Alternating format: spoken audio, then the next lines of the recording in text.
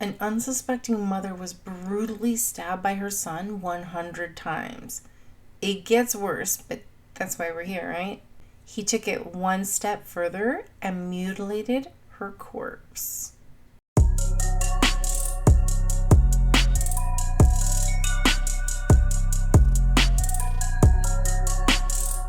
This case takes place in Caledon, Ontario, about 50 kilometers northwest of Toronto.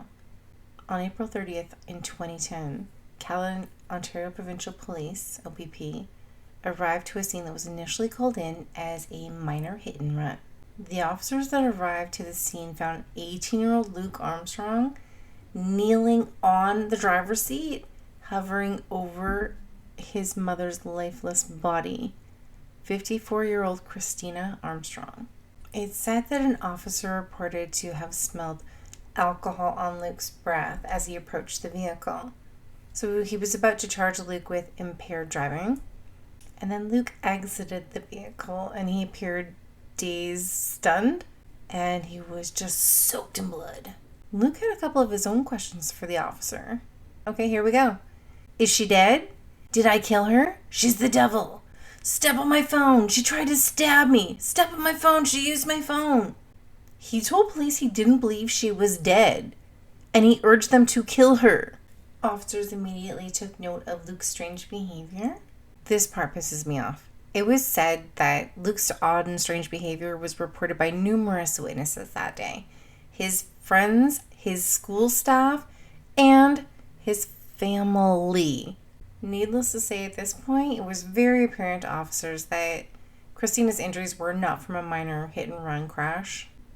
Luke was later charged with second-degree murder, and y'all are probably going to wonder, like I am, why it wasn't first-degree murder, because this case, I don't know, you can kind of see premeditation there. There was an injury on Luke's hand, and when officers asked him about it, he actually replied with, "She pulled the knife out of her head and tried to cut me with it." Later, Luke also said, "I was stabbing her while I was still driving." Don't come for me for this part. At the hospital, Luke had told police that he had heard an Eminem song and that the song told him to drown his mother, but he instead went with a butterfly knife. Krystina's friends described her as the eternal optimist, that she was always loving and very caring of her children. Near the time of her murder, she was literally so excited that she was going to be reconciling with her children. She was going through a really tough divorce right now with her husband George, and she hadn't seen Luke for a couple of months at this point. After 17 years of marriage, Luke's parents decided to call it quits, and the main reason for it was the discipline of Luke. The post-mortem examination determined that Krystina had been stabbed over 100 times. She had 26 stab wounds to her face, 12 to the back of her neck, 11 to her chest, and 5 to her abdomen. There were also 13 defensive stab wounds on her right hand. The exam also revealed that she had almost been decapitated post-mortem. The strength and energy and time it would take, over 100 times. I couldn't even know. The day of Krystina's murder began with Luke smoking a little Mary Jane with his friends at school before class started. People began noticing his weird and odd behavior. So, could it have just been that he was high? He was talking about conspiracy theories and how the world was controlled by the Illuminati. As I said earlier, family members were aware of his odd behavior. How this came to be was the staff at Luke's school actually phoned his dad and said, "He's a little disheveled and is acting kind of weird. So just wanted to let you know because we don't want him to drive in this condition." So I'm guessing school staff knew that he was kind of like, "Hi." Luke was driving around with his friends that day, and he said to them that he hadn't seen his mom in a couple of months. And at one point, he turns to one of his friends and says, "Everyone's in danger. People are going to die. Wouldn't you pick up your cell phone and either call his parents or 911? Because that, to me, is a huge red flag." Who are these friends? Who are your friends? Why are they not driving you to a hospital? Later that night, Luke's sister was performing in a play at school. Krystina and George, the parents, had separated in 2007. Again, as I said, things were not working, discipline issues. They were selling their matrimonial home that they owned on Macaulay Drive in Caledon, and the deal was set to close that day, and unfortunately, she got murdered prior to even being able to hand over the keys to the new owners. This meant that Krystina was busy moving into her new home in Bolton, and she didn't have time to go to the recital. However, Luke convinced her, "Come, Mom, I want to spend time with you." And she did. Krystina made it just in time for the second act of her daughter's play, and then the four were going to go to Dairy Queen. Luke convinced Krystina to come with him in his Jetta, and he would drive her to Dairy Queen, and then his sister would go in the other car with his father, George. Krystina and Luke would never make it to Dairy Queen.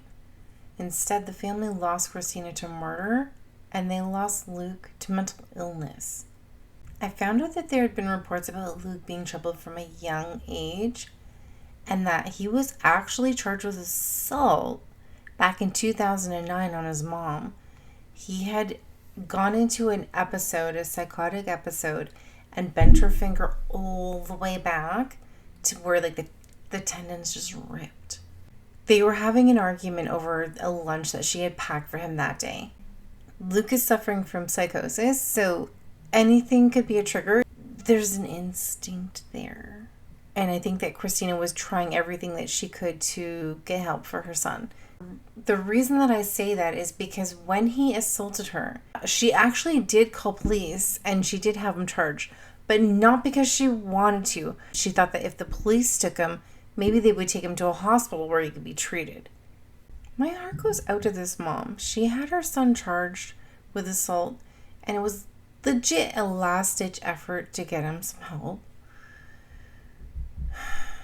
And it didn't sound like it was the first time she was asking.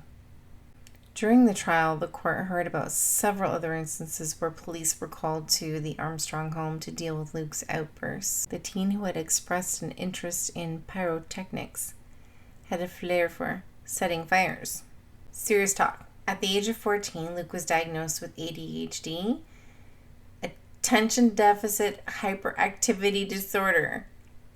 Luke was prescribed Ritalin. Oh my God, I cannot even tell you. I have a family member. Yes, I have a huge family. I have a family member that was put on this drug at like the age of, I want to say 13. He came to me one day and he was like, "Sandy, I can't be on this medication. This medication just makes me feel like I'm in the clouds. I can't think. I feel heavy." All of these things that he's telling me at the age of 13. This poor boy. So I remember I took the Ritalin and I dumped it. And then I took him to the doctor and I said, "We need to get him off of this. This is not helping him in any way, shape, or form." And I can't even imagine. Luke was at the age of 14. That's 1 year difference than my brother. Like, well, all the side effects of all of these man-made drugs. And we will dive deeper into like prescription medications in another video because I can go on and on about that for days. Let's continue, shall we? Luke pleaded not guilty to the charge of second-degree murder.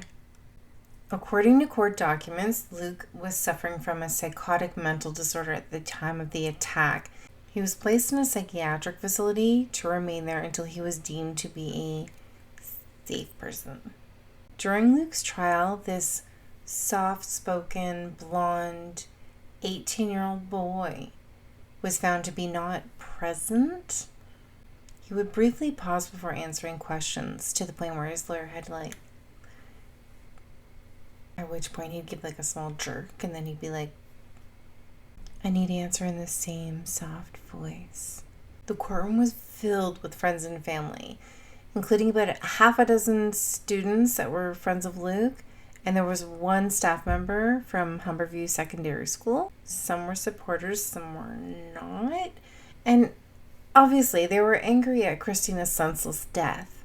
On his way into the courtroom, the only person that Luke acknowledged was his father, and he gave him Krystina's sister submitted an impact statement which spoke to her losing her sister to murder and her nephew to mental illness.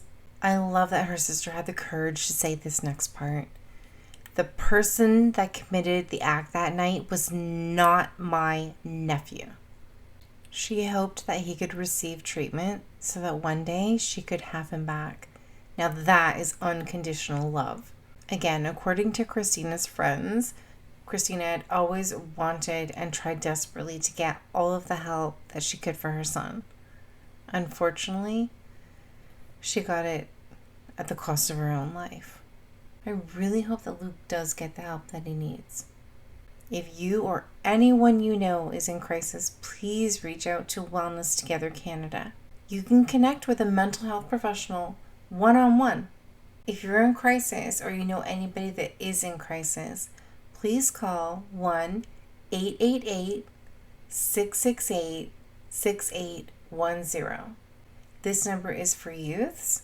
If you're an adult that's in crisis, please call this number 1-866-585-0445. I'm curious to hear all of your comments on this one because I'm sure there's going to be a bunch of different ones.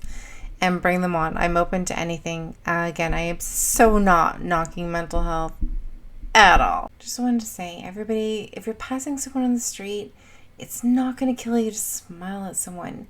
You really don't know how much it's going to make someone's day. And it's said time and time again, you can literally save a life. Someone could be having suicidal thoughts and just throwing a smile their way. It takes nothing out of your day.